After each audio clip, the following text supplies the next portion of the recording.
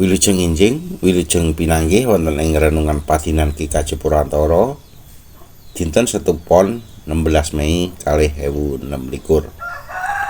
Pausan kapetik saking kalih para raja kalih ayat 13 dumugi gangsal welas.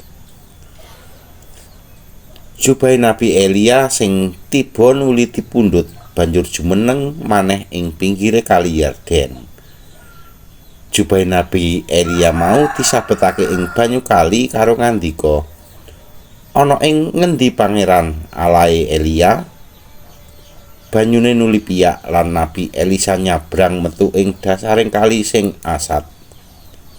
Para nabi 50 saka Yeriko padha weruh lelakon mau, mulane padha kandha. Panguasane Elia wis ngalih menyang Elisa. Banjur padha sujud ing ngarsane Nabi Elisa. Mekaten waosan kitab kalih para raja kalih ayat 13 dumugi gangsal welas. Ingkang rahayu ingkang nampi sabda pangandikanipun Gusti dipun raos-raosaken saha dipun estokaken ing sauruting gesang. Haleluya. Amin. Para sedherek ingkang kinasih, renungan ing wanci menika kaparingan jejer regenerasi. Napa to regenerasi? Kamus Besar Basa Indonesia menika nerangaken regenerasi menika pembaruan semangat dan tata susila, penggantian generasi tua kepada generasi muda, peremajaan. Para sedherek ingkang kinasih, waosan kitab suci kita menika kala wau nyariosaken kedadosan nalikanipun Nabi Elia kaangkat utawi mekrat dhateng swarga. Lan Elisa jumeneng nggantosaken pelatosan minangka nabi ing satengahing bangsa Israel. Sinten to Elisa? Elisa inggih menika abdinipun Elia. Elisa dipun timbali Nabi Elia dados abdinipun nalika Elisa nembe nyambut damel mluku kanthi sapi 12 rakit. Dados Elisa latar belakangipun nggih petani. Menika saged kita waos wonten ing setunggal Para Raja 19 ayat 19 dumugi 21. Para sedherek ingkang kinasih, jumbuh kalian jejer renungan wanci menika regenerasi wonten ing tanggal 21 Mei mangke kita sak pasamuan Ki Kaji Purwantara badhe nindakaken pengetan ambal warsa ingkang kaping 37 taun adegipun Ki Kaji Purwantara. Ugi badhe kaladosaken pelerean lan peneguhan majelis GKJ Purwantara.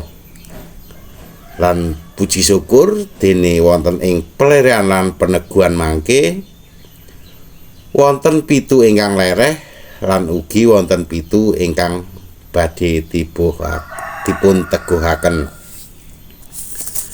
Persengenasih jabatan minangka majelis penatualan diaken menika dipun batesi 3 taun lan saged dipun pilih malih 3 taun kangge periode kaping kalih.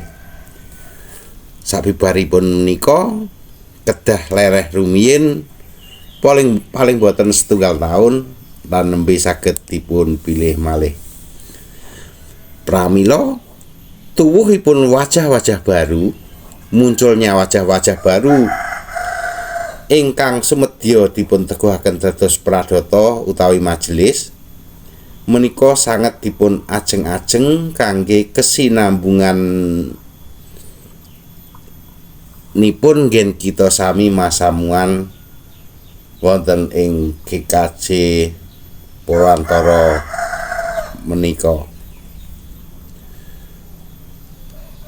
Amin. Tuntunan kangge panyuraos, benjing menapa panjenengan kersa dipun teguhaken dados majelis menika panyuraos kangge ingkang dereng nate dados majelis, lan kaping kalih benjing menapa panjenengan kersa dipun teguhaken malih dados majelis menika panyuraos kagem ingkang sampun nate dados majelis. Monggo katuran nyuraos. Sumangga kita pungkasi sarana ndedonga kawula dherekaken. Duh Gusti ngaturaken panuwun dene sabda pangandika paduka sampun kawula tampeni. Mugi sabda pangandika paduka menika saged dados petunjuk wonten ing gesang kawula satemah kawula saged nderek ambil bagian wonten ing pladosan mirunggan wonten ing kemajelisan. Paring pangapunten wonten daya kelepatan kawula wonten ing asmanipun Gusti Yesus Kristus kawula ndedonga. Amin.